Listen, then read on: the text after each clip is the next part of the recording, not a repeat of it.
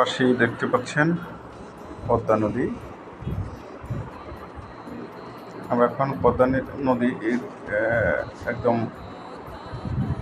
শেষ প্রান্তে, ঢাকার প্রান্তে, মাওয়ার প্রান্তে।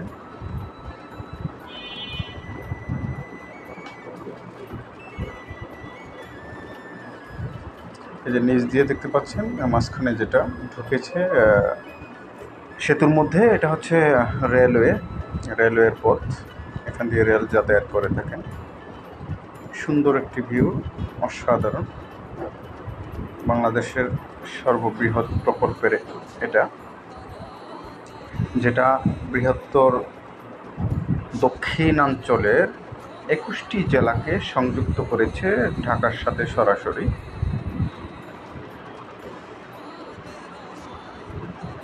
যেখানে এই প্রকল্পকে ঘিরে অনেক উন্নয়ন প্রকল্প হয়েছে কিংবা ইন ফিউচারে হয়ে থাকবেন। জানিয়ে রাখা ভালো, এই পদ্মা সেতুর দুই প্রান্তেই দুটো পুলিশ ক্যাম্প হয়েছে, থানা হয়েছে, উত্তর আর দক্ষিণ।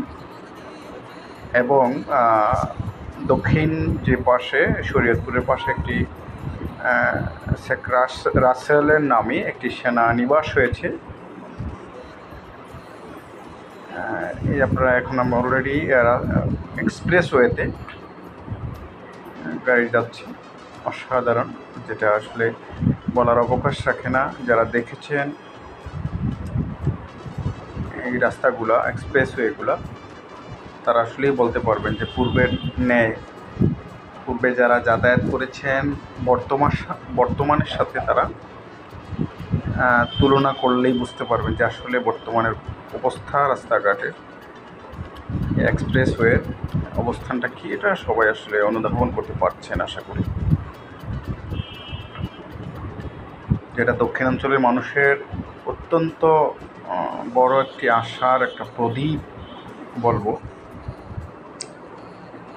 আমরা এখন এই যে পদ্মা সেতুর যেটা উত্তর পাশের যে থানা, উত্তর থানা,